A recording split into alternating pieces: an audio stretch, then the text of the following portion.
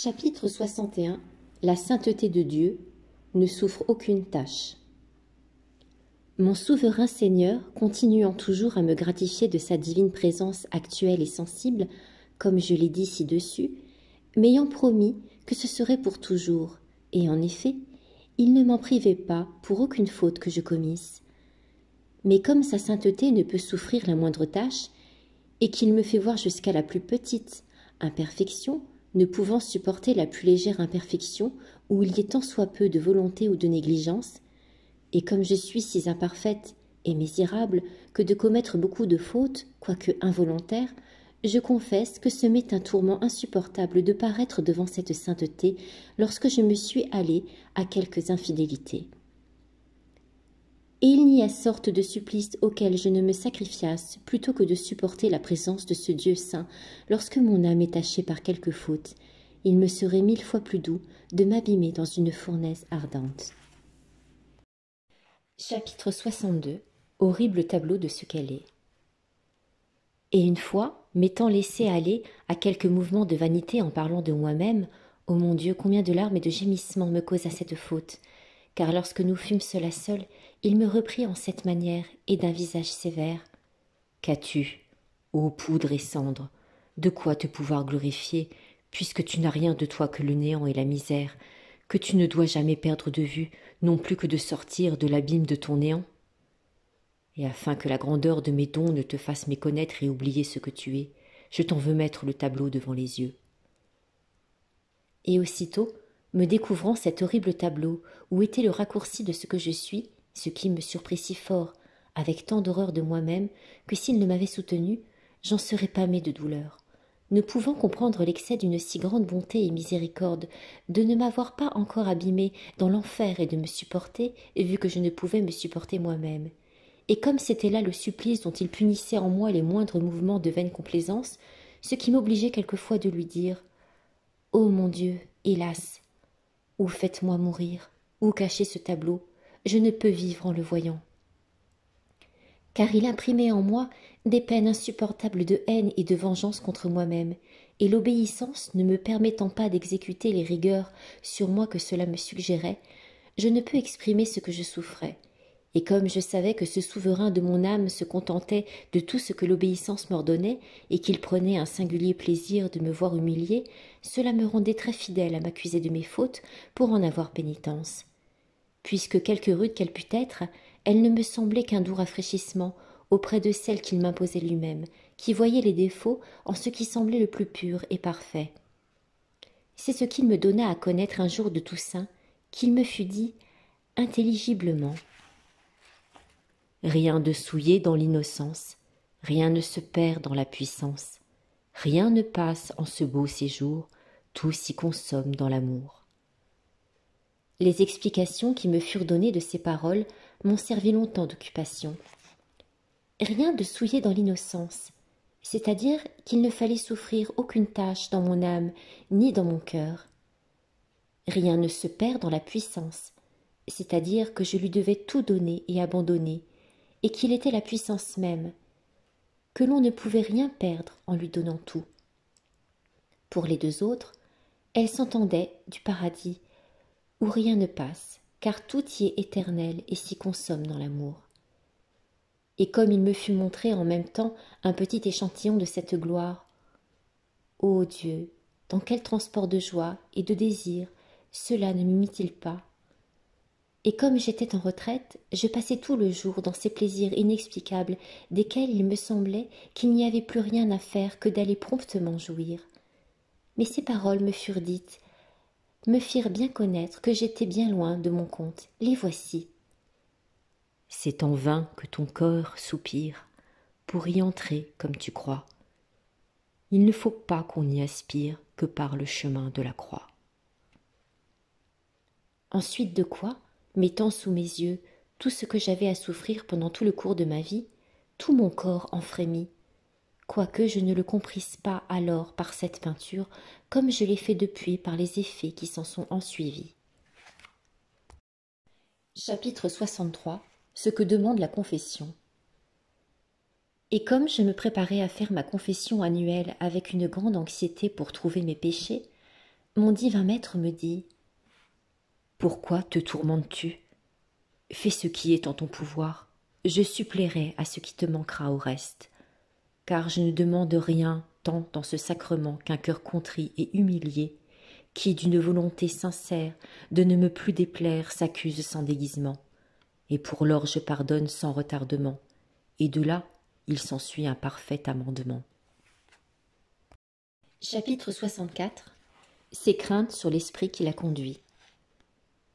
Mais comme cet esprit souverain, qui opérait et agissait en moi indépendamment de moi-même, avait pris un empire si absolu sur tout mon être spirituel et même corporel, qu'il n'était plus en mon pouvoir d'exciter en mon cœur aucun mouvement de joie ou de tristesse que comme il lui plaisait, non plus que d'occupation à mon esprit, qui n'en pouvait prendre d'autre que celle qu'il lui donnait.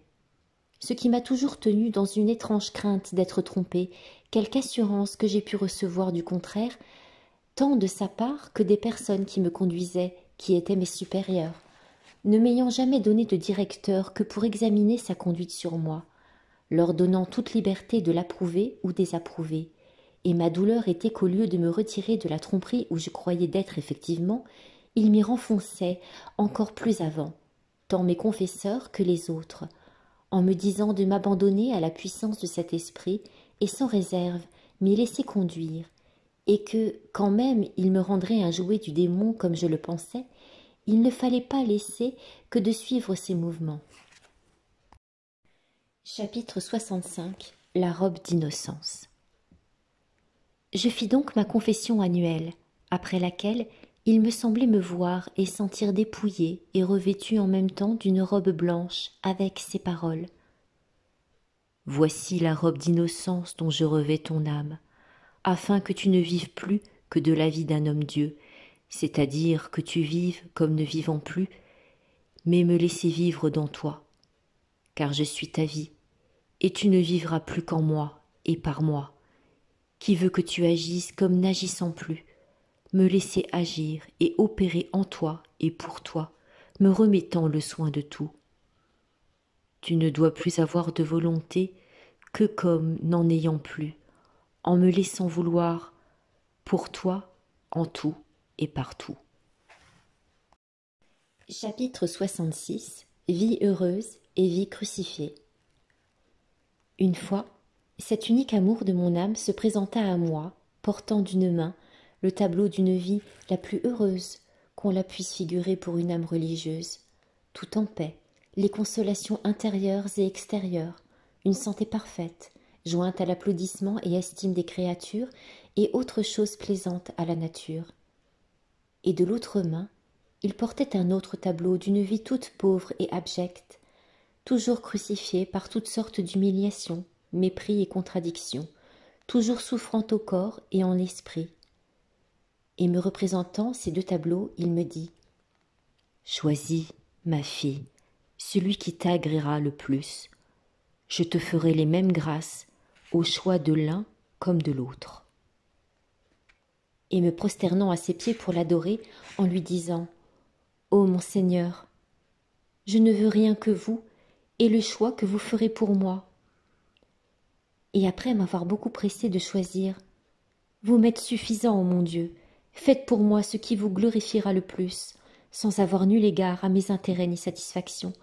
Contentez-vous, et cela me suffit. » Alors, il me dit qu'avec Madeleine, j'avais choisi la meilleure part, qui ne me serait point ôtée, puisqu'il serait mon héritage pour toujours, et me représentant ce tableau de crucifixion. « Voilà, me dit-il, ce que je t'ai choisi et qui m'agrée le plus, tant pour l'accomplissement de mes desseins que pour te rendre conforme à moi. L'autre est une vie de jouissance et non de mérite. C'est pour l'éternité. » J'acceptai donc ce tableau de mort et de crucifixion en baisant la main qui me le représentait, et quoique la nature en frémît, je l'embrassai de toute l'affection dont mon cœur était capable. Et, en le serrant sur ma poitrine, je le sentis si fortement imprimé en moi qu'il me semblait n'être plus qu'un composé de tout ce que j'y avais vu représenter. Chapitre 67. Dieu la guide par sa supérieure. Et je me trouvais tellement changée de disposition que je ne me connaissais pas, mais je laissais le jugement de tout à ma supérieure, à laquelle je ne pouvais rien sceller ni rien omettre de tout ce qu'elle m'ordonnait, pourvu que cela vînt immédiatement d'elle-même. Mais cet esprit qui me possédait me faisait sentir des répugnances effroyables lorsqu'elle m'ordonnait quelque chose, ou me voulait conduire, par le conseil de quelques autres, parce qu'il m'avait promis de lui donner toujours les lumières nécessaires pour me conduire conformément à ses desseins. Chapitre 68. Dieu permet à Satan de l'éprouver. Et comme les plus grandes grâces que je recevais de sa bonté étaient dans la Sainte Communion, et la nuit, et surtout celle du jeudi au vendredi, que je recevais des faveurs inexplicables, il m'avertit donc une fois que Satan avait demandé de m'éprouver dans le creuset des contradictions et humiliations, tentations et dérélictions, comme l'or dans la fournaise, et qu'il lui avait tout permis à la réserve de l'impureté, mais qu'il ne voulait pas qu'il me donnât jamais aucune peine là-dessus, parce qu'il la haïssait si fort qu'il ne lui avait jamais voulu permettre de l'en attaquer dans la moindre chose, mais que, pour toutes les autres tentations, il me fallait être sur mes gardes, surtout celle d'orgueil, de désespoir et de gourmandise, de laquelle j'avais plus d'horreur que de la mort. Mais il m'assura que je ne devais rien craindre, puisqu'il serait comme un fort imprenable au-dedans de moi-même, qu'il combattrait pour moi et se rendrait le prix de mes victoires, et qu'il m'environnerait de sa puissance afin que je ne succombasse, mais qu'il me fallait veiller continuellement sur tout l'extérieur et qu'il se réserverait le soin de l'intérieur. Je ne tardai guère ensuite d'entendre les menaces de mon persécuteur, car s'étant présenté à moi en forme d'un mort épouvantable, les yeux étincelants comme deux charbons et me grinçant les dents contre, me dit « Maudite que tu es, je t'attraperai. Et si je te peux une fois tenir à ma puissance, je te ferai bien sentir ce que je sais faire. Je te nuirai partout. » Et quoiqu'il me fît plusieurs autres menaces, je n'appréhendais pourtant rien, tant je me sentais fortifiée au-dedans de moi-même, et me semblait même que je n'aurais pas craint toutes les fureurs de l'enfer pour la grande force que je sentais au-dedans de moi-même, qui avait la vertu d'un petit crucifix, auquel mon souverain libérateur avait donné la force d'éloigner toutes ces fureurs infernales de moi. Je le portais toujours sur mon cœur, la nuit et le jour, et j'en recevais beaucoup de secours. Chapitre 69. Entre Satan et son ange gardien. L'on me mit à l'infirmerie, où Dieu seul peut connaître ce que j'y ai eu à souffrir, tant de la part de mon naturel prompt et sensible que de celle des créatures et du démon, lequel me faisant souvent tomber et rompre tout ce que je tenais entre les mains, et puis se moquait de moi, en me riant quelquefois au nez. « Oh, la lourde, tu ne feras jamais rien qui vaille. » Ce qui jetait mon esprit dans une tristesse et abattement si grands que je ne savais que faire, car souvent il m'ôtait le pouvoir de le dire à notre mère, parce que l'obéissance abattait et dissipait toutes ses forces. Une fois il me poussa du haut d'un escalier, tenant une pleine terrasse de feu, sans qu'il s'en répandît, et je me trouvai au bas, sans m'être fait aucun mal, bien que ceux qui me virent tomber crurent que je m'étais cassé les jambes. Mais je sentis mon fidèle gardien qui me soutint, car j'avais le bonheur de jouir souvent de sa présence et d'être souvent reprise et corrigée de lui. Et une fois, m'étant voulu mêler de parler d'un mariage d'une parente, il me fit voir, cela si indigne d'une âme religieuse, et m'en reprit si sévèrement, qu'il dit que si je retournais à me mêler de ces sortes d'intrigues, qu'il me cacherait sa face. Il ne pouvait souffrir la moindre immodestie ou manquement de respect à la présence de mon souverain maître, devant lequel je le voyais prosterné contre terre, et voulait que j'en fisse de même, ce que je faisais le plus souvent que je pouvais, et je ne trouvais point de posture plus douce à mes continuelles souffrances, et de corps et d'esprit, parce qu'elle était la plus conforme à mon néant, lequel je ne perdais point de vue, m'y sentant toujours abîmé, soit que je fusse dans la souffrance ou dans la jouissance, dans laquelle je ne pouvais goûter aucun plaisir. Chapitre 70. Le pain salutaire des souffrances. Car cette sainteté d'amour me pressait si fort de souffrir pour lui rendre du retour, que je ne pouvais trouver de plus doux repos que de sentir mon corps accablé de souffrance, mon esprit dans toutes sortes de dérélictions, et tout mon être dans les humiliations, mépris et contradictions qui ne me manquaient pas.